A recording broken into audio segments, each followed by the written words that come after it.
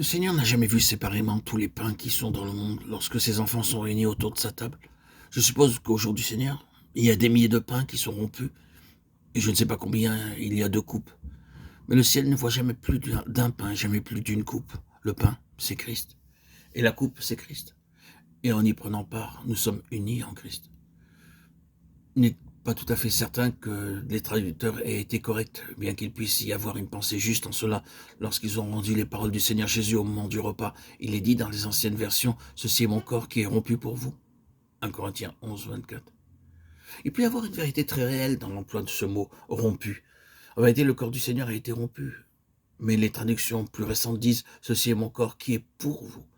1 Corinthiens 11, 24.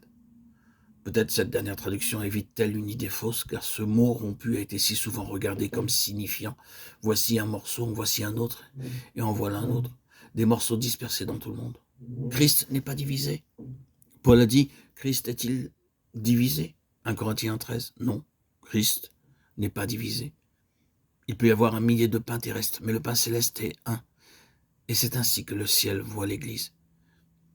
L'Église est une chose brisée sur la terre, elle est brisée en beaucoup de morceaux ici-bas, mais elle est vue dans le ciel comme étant une. Et le plus tôt nous la verrons, vous et moi, au point de vue des cieux, le mieux ce sera si cet homme ou cette femme sont en Christ, peu importe si lui ou elle, ils sont dans notre dénomination ou non, s'ils sont dans notre secte ou non, s'ils sont en Christ, ils sont avec tous les autres en Christ. Comprenons que l'Église est une entité spirituelle et non une chose terrestre, temporelle. Et c'est là pour nous une chose très importante à reconnaître. Elle se compose de tous ceux qui sont nés de l'Esprit. D'un côté, nous retraçons les voies de Dieu à l'égard de l'ancien Israël. De l'autre côté, nous voyons qu'il reprend les lois spirituelles de cet ancien Israël pour les perpétuer dans le nouvel Israël. Ce qu'il a fait d'une manière temporelle pour le premier Israël, il le fait maintenant d'une manière spirituelle pour le nouvel Israël. En Abraham, la gloire de Dieu arriva à son point suprême dans le Fils. L'état de Fils dans la mort et la résurrection est représenté par Isaac. L'état de Fils est le point suprême de la gloire de Dieu. Revenons dans la lettre aux Hébreux. Quel est le point suprême de cette lettre et de tous les mouvements de Dieu que nous y trouvons? Il se trouve dans un seul fragment. Amener beaucoup de fils à la gloire, Hébreux 2:10. C'est là le point suprême de la gloire de Dieu. De même que d'une manière temporelle, il en fut ainsi pour Abraham, il en est ainsi d'une manière spirituelle pour le nouvel Israël. Mais l'idée du Fils n'a pas commencé avec Abraham et Isaac. Elle n'a fait que se réaliser en eux.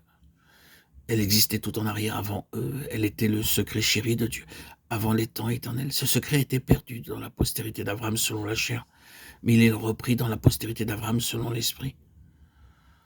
Nous savons probablement que les lettres aux Romains et aux Galates expliquent précisément ce fait. Dans sa lettre aux Romains au chapitre 9e, 10e et 11e, qui ne font réellement qu'une seule section, c'est exactement ce que déclare l'apôtre. Car tous ceux qui descendent d'Israël ne sont pas Israël. Romains 9, 6. Tous les enfants naturels d'Abraham ne sont pas Israël. Israël ne comprend que les enfants spirituels d'Abraham. Lorsque nous passons dans la lettre aux Galates, ce fait est expliqué très soigneusement et Paul le résume en cette seule question. Il parle de la promesse faite à Abraham. Toutes les nations de la terre seront bénies en ta postérité. Genèse 22, 18.